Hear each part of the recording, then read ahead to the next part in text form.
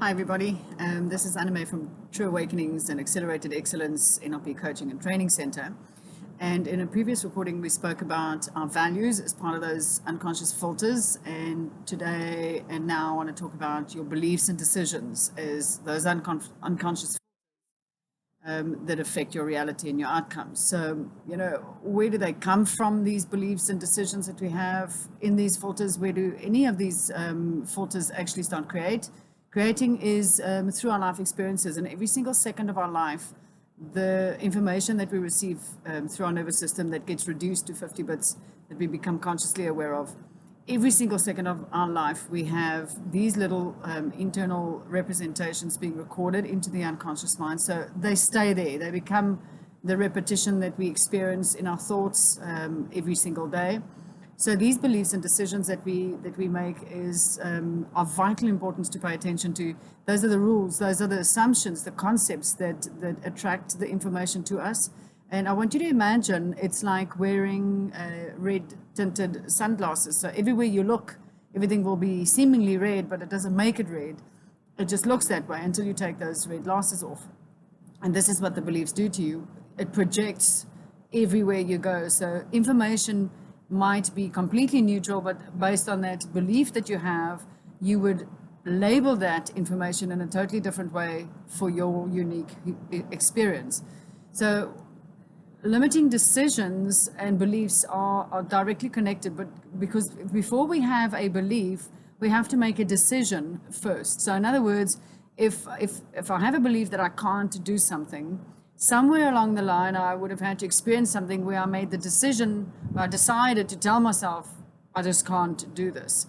So that decision that I made in that moment then starts as the seed that's being planted. And the more I affirm that decision, the more it becomes a belief, the stronger it becomes. This concept then it becomes a self-professing prophecy, and I'll attract more information to prove me right. I'm a failure, and everything that we focus on is a negative or any form of doubt. Those are all limiting decisions. So how do you spot them? So limiting decisions or beliefs is anything you can't feel. So when you say I just don't feel happy, that would be an example of a limiting decision that has been made somewhere. I've decided not to feel was what happened at an unconscious level. And understand, maybe there was an event where it was really difficult to manage the feeling that came with that. Maybe it was really traumatic, so it was a good decision to make at the time to help you cope with not that immense amount of feeling that you had to deal with as a result of that event. But again, now just paying attention to what are the beliefs down there? What is it that I keep on telling myself on a daily basis, and take a step back and just pay attention to them and write them down. And once you know what they are, you can ask yourself, do they still apply today? And if they don't, then we've got to flip it across, and then we've got to look at when did I decide that, and where does this come from?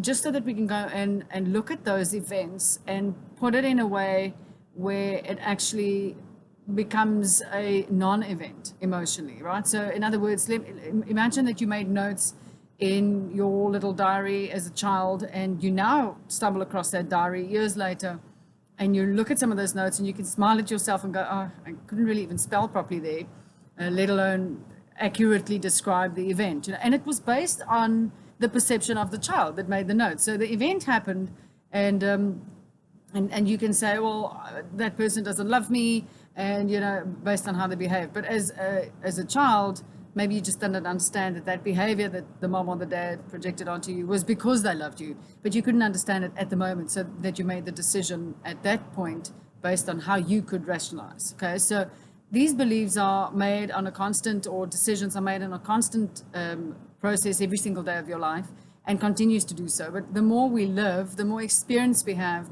the more frame of reference we have to compare things to, the more we understand and grow and develop into our perceptions. So the problem is we just never go back to look at those old perceptions and say, maybe I should change a few things, and maybe they're just not relevant anymore. So a limiting decision is something you can't feel. Any negation, anything where you say, I'm not capable of doing this, or I don't feel loved, or I can't make the type of money I want, or I can't live life on my terms, or I can't make those decisions. Any negation, any I can't or don't or shouldn't or won't, those type of things, Pay attention to them, because they are generally beliefs as a result of decisions you've made. It's like, I can't do that. Like, when did I decide actually that I can't do that? And because we're not taught what we're capable of doing, we're not actually made aware of all the information. And not because they didn't want to tell us, it's because we didn't know any better at the time. Everything we thought we knew about the brain prior to the 90s is proven false today. So it was just new information that we didn't know better before. So now that we do know, let's go and have a look and say, especially now that I know, those old beliefs are probably very much outdated and redundant. So let's pay attention to them. Anything that you compare is, I'm not good enough, or I should be better, or I should have known better. Those type, better or more than, or those type of things. When you're comparing yourself to someone or something, I should know better. Better than what? Better than who? So when did I decide I should know better?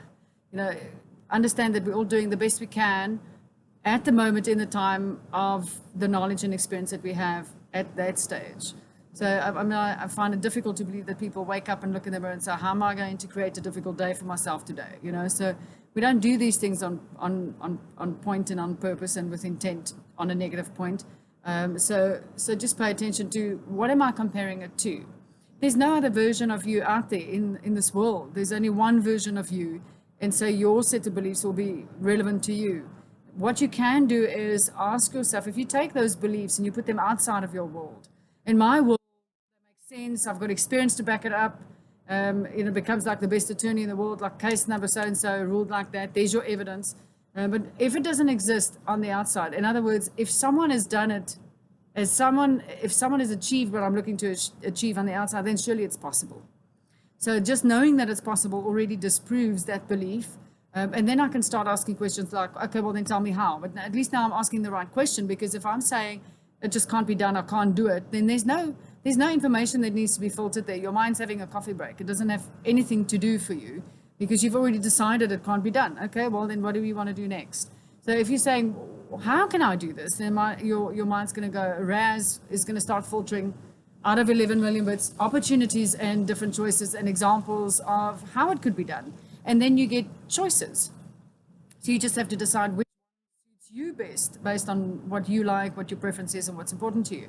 But when we start focusing on the fact that it is possible, then we open ourselves up to receiving more and new information. So all beliefs that we have is a limiting decision. So for example, if you, let's say if someone's earning 5,000 Rand a month and you saying to them, okay, let's up that belief and that you should earn 20,000 Rand a month. For that person, it could be quite a big jump in their belief system to say, sure, from 5 to 20 is a big jump.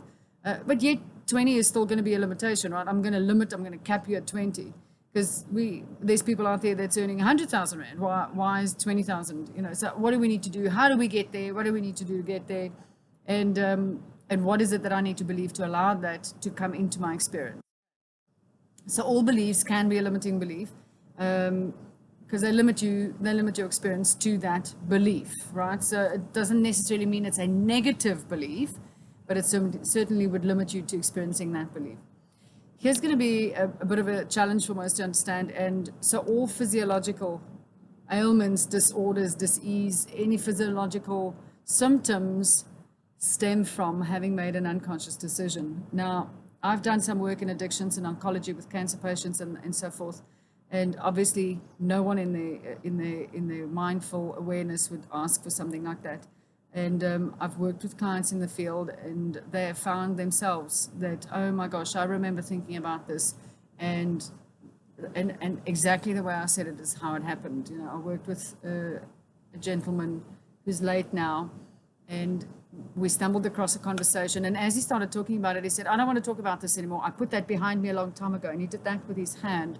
And then he looked at me and he said, that's exactly when my cancer started, on my back, because he was trying to put it behind him, but he had not resolved it. So that internal conflict was actually creating disorder and an uncomfortable dis-ease inside of his body. So the incredible amount of information that is around what we've spoken about in a previous recording is how the thoughts physically manifest in our body. And if I'm constantly thinking a limiting thought, or a thought of, or a fear of, I'm going to get sick, then unfortunately what I focus on is what I create. Now, I don't do this on purpose, right? And I'm pleased if anybody of you are out there challenged with any physical ailments, disorders, discomforts, diseases, I'm certainly not trying to put you on the spot and say, did you know that you do this? But what I'm trying to bring to your awareness is that you have the power to change it. And you are in control of your thoughts, and therefore you can influence your thoughts in a way that supports health and healing. And that's how people get to spontaneous remission and healing and those type of things. I think it's in Latin, the word remission means forgiveness. And there's a book called Mind Over Medicine, written by Dr. Alyssa Rankin. You can read about quantum healing with Dr. Deepak Chopra. There's a number of works out there that talk about physiology and the mind and the body so being connected. So all physiological issues stem from a decision made somewhere. Now, if we believe that something is in our genes and it's hereditary, that we will get it, then yes, it's in your DNA coding, the blueprint that you know how to create it if you wanted to, but you didn't have to switch it on. It would be easier for me to create it. My gran passed from cancer. My mom had to have a hysterectomy done, and there was cancerous cells. That's why they did it in the first place. Now, that I also, on an emotional level, know and understand how they got there. So I can make sure that I manage my emotions in a very different way, and I become aware of how they manifested for them and make sure I don't do it myself. So my physical body has been created by the DNA of my mom and my dad, and that structure gives me access to the blueprint of what created them and what was in their experiences up until the point of my conception.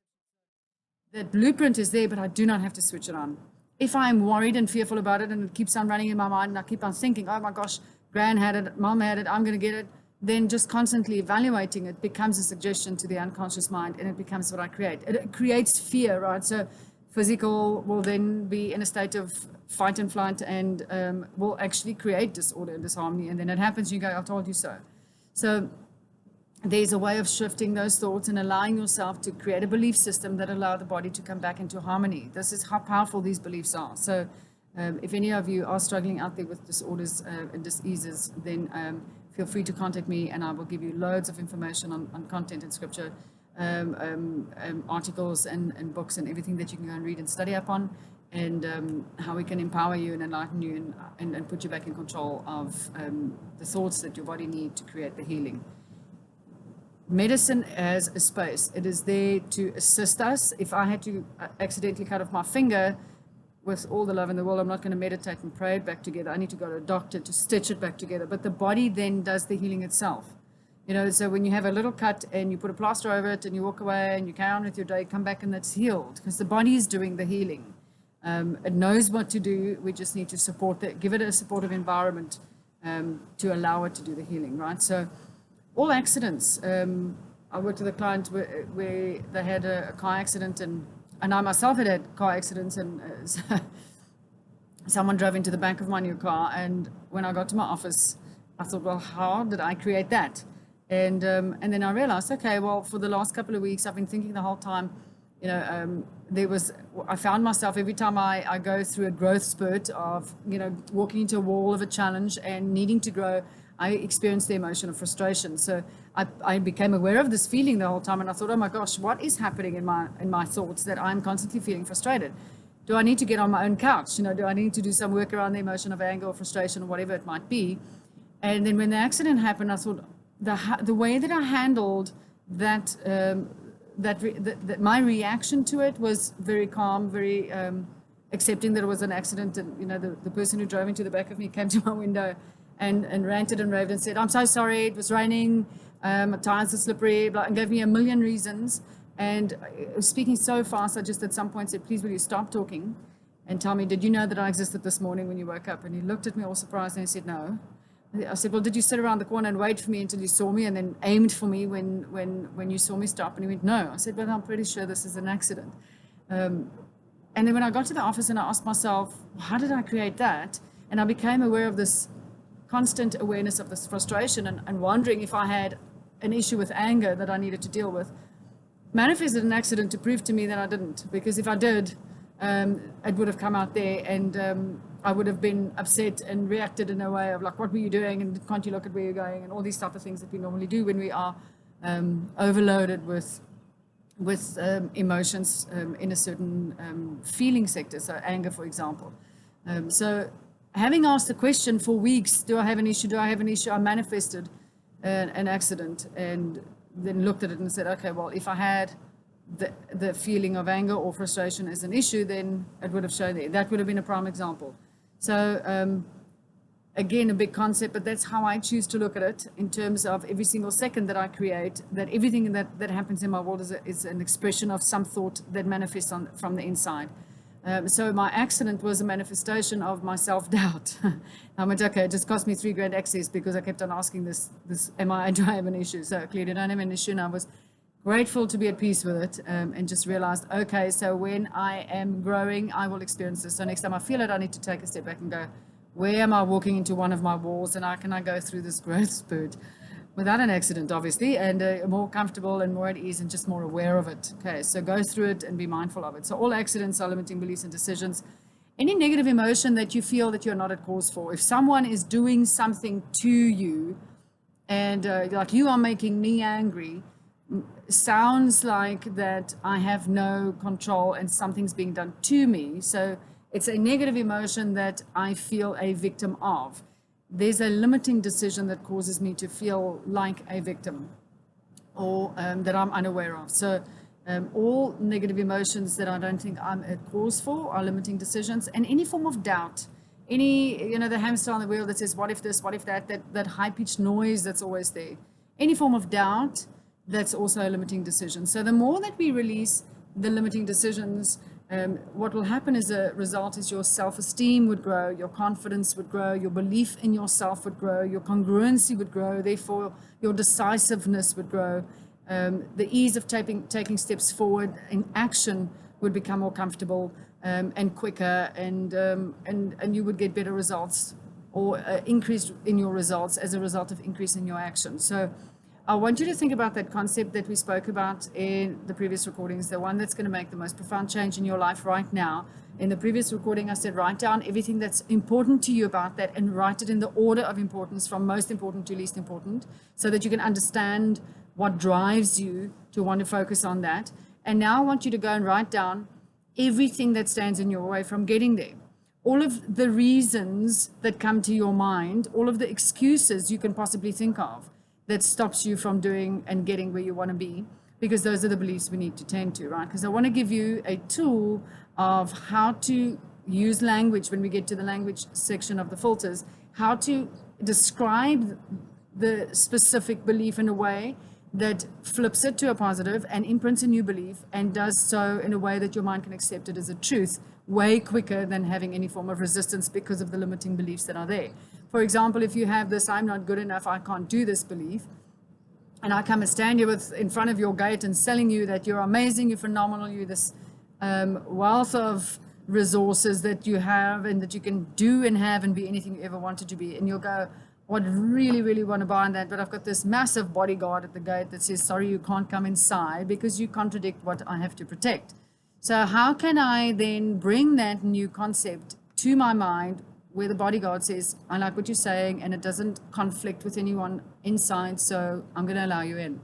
So we're going to do that exercise when we get to the language section. What I want you to focus on now first is just become aware of what are those reasons, decisions, excuses that stop you from having life exactly the way you want it, in terms of that outcome that we're working towards, that problem area that's going to have the most significant change if you get that resolved. Okay, so think about it, write it down. If it's 2 pages, then it's 2 pages. You've got a lifetime's worth of 11 million bits coming to you every single second. There is a lot of experience in your mind stored that is as a result of these beliefs being there. So we don't care how we fell, we care about how we get up and how we go forward. So just acknowledge what is there so that we can work with it. So don't have an opinion about it, don't judge it, it's irrelevant, it's not going to make it better. If it creates a negative feeling when you judge it, then how's it going to help you get to where you want? So look at it just objectively and going, well, that's interesting, fascinating. Where did you come from? Let me write you down. We're going to work on you. We're going to change it. Okay, so hope you found that insightful. Write down all those little niggly bits in the back of your mind that stops you, and we will get to how to change them and flip it into something that your mind can accept as a truth that starts changing the direction for you. Okay, so again, sending you much love and see you in the next recording.